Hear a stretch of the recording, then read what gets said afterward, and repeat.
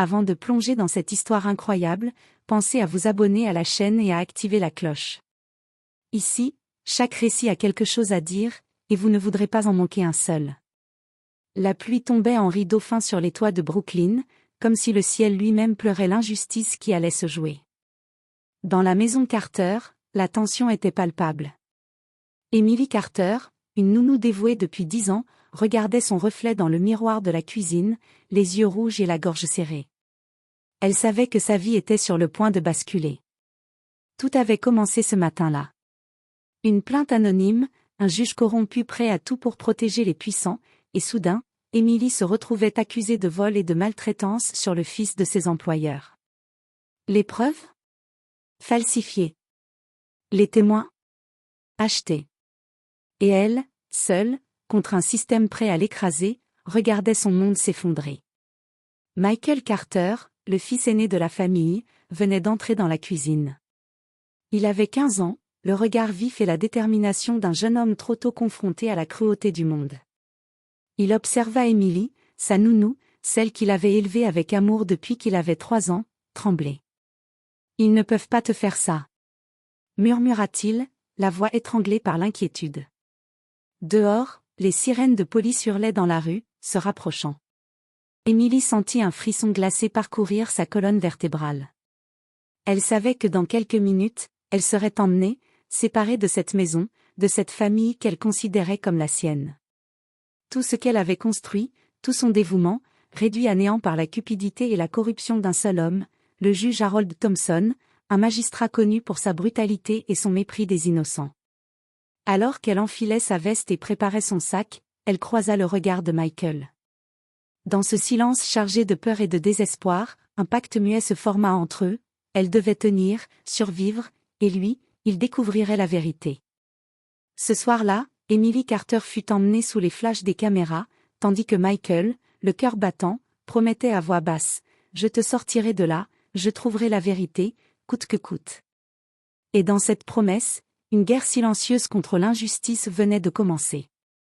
La pluie ne cessait pas, martelant les vitres de la voiture de police dans laquelle Emily Carter était assise. Ses mains tremblaient, menottées devant elle. Chaque goutte qui tombait semblait résonner comme un tambour de condamnation.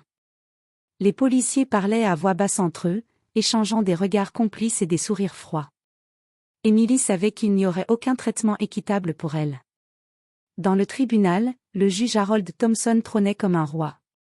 Ses yeux froids et calculateurs parcouraient la salle d'audience avec une assurance terrifiante. Il aimait ce moment où le pouvoir se faisait sentir, le silence pesant, les familles impuissantes, les innocents tremblants devant son jugement. Emily fut accusée de vol et de maltraitance sur le jeune Ethan Carter, l'enfant qu'elle avait élevé depuis ses 3 ans. Les preuves étaient ridicules. Un jouet prétendument volé et un bleu sur le bras d'Ethan, soigneusement mis en scène par la mère de famille manipulée par Thompson pour couvrir ses propres erreurs. Emily tenta d'expliquer, de se défendre, mais sa voix semblait se perdre dans l'immense salle d'audience. « Vos accusations sont absurdes. Je n'ai jamais. » commença-t-elle, mais le juge la coupa froidement. « Silence. Le tribunal ne tolérera pas vos supplications. La preuve est claire. 10 ans de prison pour la protection de l'ordre et de la justice. » Michael Carter, assis au fond de la salle, sentit son cœur se briser. 10 ans ? Sa nounou, sa confidente, son repère depuis l'enfance, allait disparaître derrière des barreaux pour un crime qu'elle n'avait pas commis. Ses mains se crispèrent sur les dossiers scolaires qu'il tenait, le visage blême et les yeux brillants de larmes qu'il refusait de laisser couler. Après l'audience, Emily fut emmenée. Michael courut derrière la voiture de police, criant son nom, mais la pluie et la distance étouffèrent ses appels. Dans un élan de rage et de désespoir, il serra les poings et se promit « Je vais prouver qu'elle est innocente, et ce juge va payer. » Cette nuit-là, Michael resta éveillé, scrutant les documents légaux qu'il avait pu subtiliser avant l'arrestation.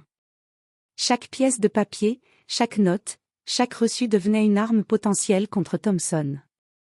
Il savait qu'il devait être prudent, un faux pas, et il risquait de perdre Emily pour toujours. Mais dans cette nuit sombre, Michael sentit naître une détermination farouche. Il allait révéler la vérité, peu importe les obstacles. Et il savait qu'une tempête bien plus grande que la pluie de Brooklyn s'annonçait.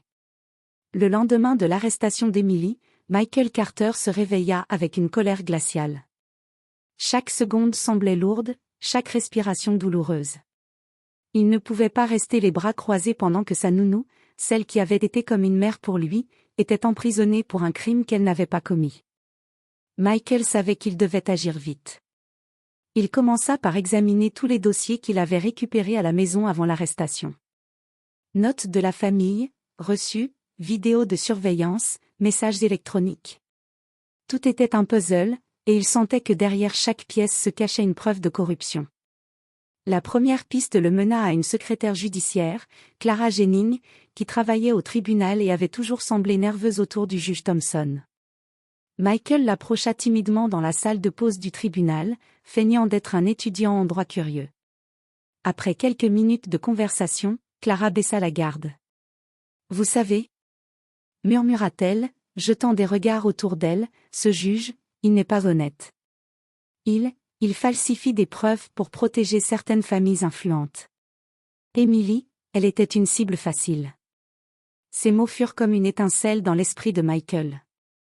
Il commença à comprendre l'étendue du système corrompu qui avait condamné Emily. Thompson avait choisi de détruire une vie innocente pour protéger ses alliés et se renforcer politiquement. Michael savait que des preuves solides étaient nécessaires. Il commença à contacter discrètement d'anciens employés du tribunal et des témoins qui avaient été intimidés. Chacun racontait une histoire similaire, intimidation, menaces, dossiers falsifiés. Le réseau de corruption était vaste, mais fragile si on savait où frapper. Pendant ce temps, derrière les barreaux, Emily subissait la froideur du système. Elle n'avait qu'une seule pensée, Michael. Elle savait que son jeune protégé allait tout tenter pour la sauver. Chaque visite de l'avocat qu'elle avait réussi à contacter était ponctuée de recommandations. « Reste forte, Emily. Nous trouverons la faille dans cette affaire. » Mais l'angoisse persistait. Un soir, Michael fit une découverte qui changea tout. En examinant un fichier numérique oublié, il tomba sur un email de Thompson à un détective privé. Les mots étaient explicites, « Assurez-vous que le témoignage de la nounou soit détruit. Nous ne pouvons pas nous permettre qu'elle conteste la version officielle. » Michael sentit son sang bouillir. Il avait maintenant la preuve que le juge avait orchestré la condamnation. Mais il savait que révéler cette vérité demanderait du courage, de la stratégie, un moment parfait pour frapper. Ce chapitre se termine sur Michael, assis tard dans la nuit, face à son ordinateur, ses doigts tremblants mais déterminés. « Emily, je vais te sortir de là. » Même si cela signifie affronter Harold Thompson face à face. Michael Carter savait qu'il ne pouvait pas attendre plus longtemps.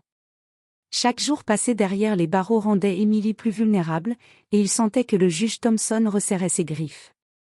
Il devait agir, mais avec prudence. Une erreur, et Emily pourrait ne jamais sortir vivante.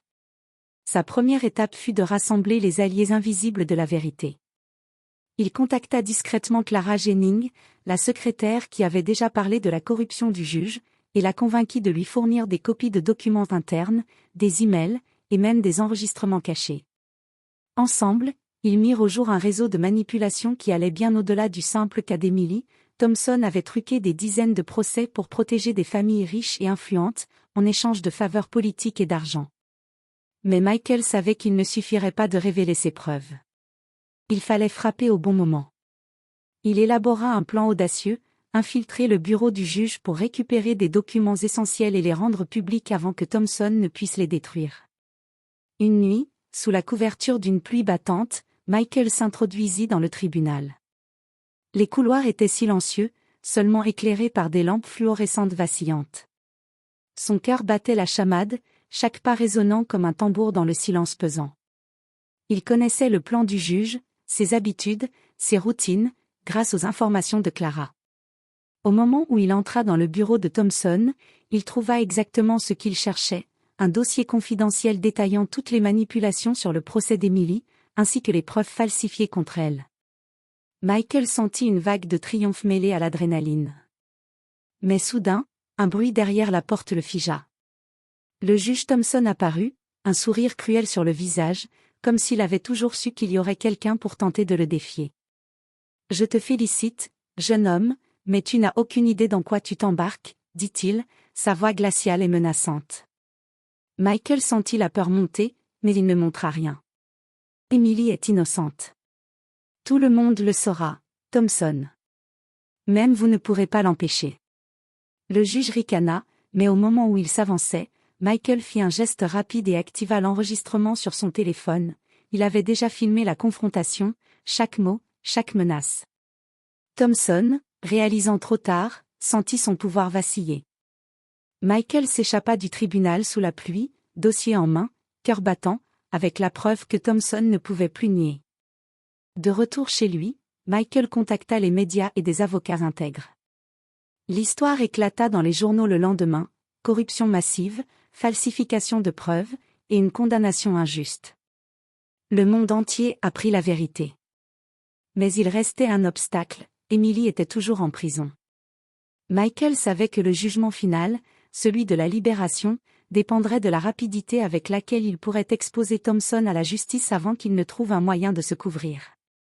La nuit se termina avec Michael assis devant son ordinateur, trempé mais déterminé. Bientôt, Emily, bientôt, tu seras libre. Les jours qui suivirent furent un tourbillon pour Michael. Les preuves qu'il avait rassemblées circulaient désormais entre les mains d'avocats, de journalistes et de défenseurs des droits. La pression sur le juge Harold Thompson devint insoutenable. Chaque appel, chaque reportage, chaque dénonciation minait son autorité et exposait au grand jour ses crimes. À la prison, Emily Carter sentait quelque chose changer. Les gardiens semblaient tendus, et les visites se succédaient avec plus d'urgence que d'habitude. Lorsqu'un avocat entra précipitamment dans sa cellule, brandissant un document officiel, Emily sentit son cœur bondir. « Emily » dit-il, la voix tremblante mais pleine de bonnes nouvelles, la Cour suprême a accepté d'examiner votre dossier immédiatement. Et grâce aux preuves de votre jeune ami, votre libération est imminente. Les larmes montèrent aux yeux d'Emily. Après des semaines de peur, d'humiliation et d'angoisse, le miracle tant attendu était enfin là. Michael entra dans la salle de la prison peu après, le visage éclatant de détermination et de soulagement. Quand Emily le vit, elle se précipita vers lui, et tous deux tombèrent dans les bras l'un de l'autre. Mais la bataille n'était pas encore complètement terminée. Le juge Thompson, acculé, tentait de trouver une échappatoire, mais chaque tentative de manipulation fut déjouée. Les médias le traquaient, les avocats l'exposaient publiquement. Son nom, autrefois synonyme de pouvoir, devint celui de honte et de scandale. Enfin, le jour de la libération d'Emily arriva. Les portes de la prison s'ouvrirent, et elle sortit dans la lumière du soleil pour la première fois depuis des semaines.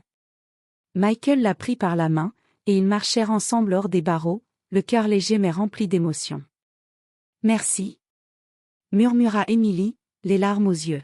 « Tu as sauvé ma vie. » Michael sourit, mais il savait que le vrai triomphe allait bien au-delà de leur soulagement personnel. Thompson serait tenu responsable, et l'injustice qu'il avait orchestrée serait dénoncée pour toujours. La pluie de Brooklyn s'était arrêtée, laissant place à un ciel clair et lumineux. Emily et Michael se tenaient là, main dans la main, témoins que même dans les moments les plus sombres, la vérité et le courage pouvaient triompher. Et dans ce calme retrouvé, une certitude s'imposa, le pouvoir de la justice ne réside pas seulement dans les tribunaux, mais dans le courage de ceux qui osent la défendre, même lorsqu'ils sont jeunes et seuls.